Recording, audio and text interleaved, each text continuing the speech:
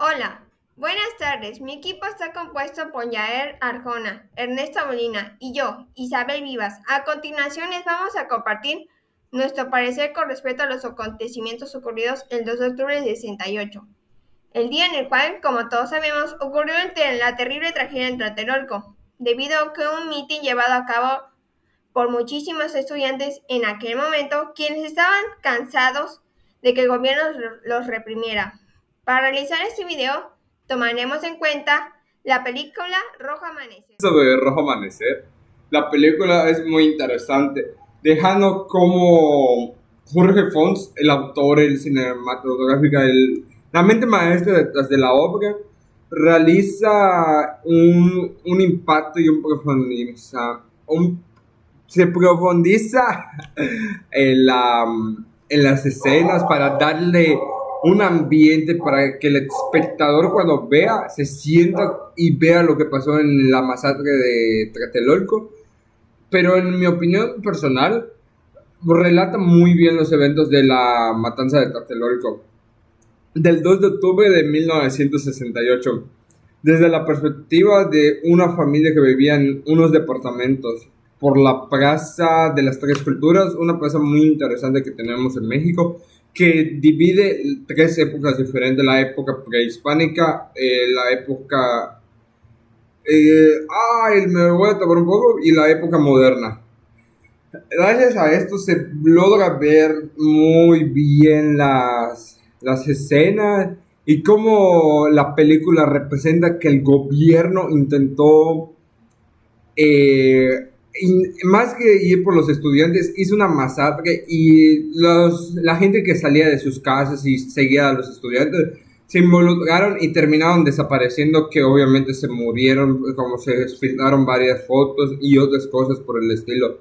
Esto hizo que cuando salió la película, se intentó censurar porque decía, era muy real para que se viera en el cine mexicano. Aunque se considera una joya del cine mexicano y con mucha caridad y mucho respeto. El gobierno le intentó censurar, pero hay partes todavía en internet. México atravesaba una época en la que un solo partido gobernaba y decidía todo el país. El país se iba modernizando de poco en poco, dándose así el milagro económico. De hecho, fue una de las mejores épocas en cuanto a economía de México. Sin embargo, el gobierno no fue uno de los mejores en cuanto a la liberación de expresión, ya que fueron fuertemente reprimidos. Considero que los jóvenes de aquel momento tenían la necesidad de poder expresarse abiertamente, ya que en esa época estaban siendo influenciados por diversas culturas extranjeras, y sobre todo por la influencia del rock, lo que pensaban, vestirse y peinarse libremente como ellos quieran, y seguir ideologías, respetar a los mayores, pero también que los mayores los comprendan, sus deseos y su manera de ser. Y tan pronto en ese justo momento tenía que gobernar Gustavo Díaz Ordaz, un hombre el cual era serio y represivo, y sin el ánimo de respetar los derechos de las personas. Los conflictos sociales e intento de expresarse los solucionaba a mano dura. Así que los universitarios sentían el derecho de expresarse por todos por una sola causa.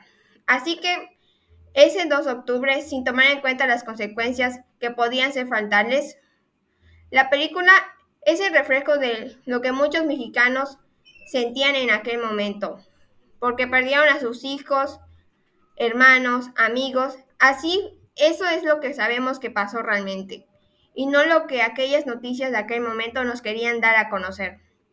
La prensa, lo que realmente estaba ocurriendo. La televisión estaba censurada.